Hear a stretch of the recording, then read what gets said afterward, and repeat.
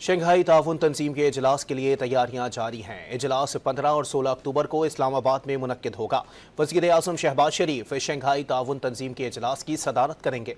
शहबाज शरीफ ने इजलास के लिए किए गए इक़दामात पर इज़हार इत्मीनान किया है।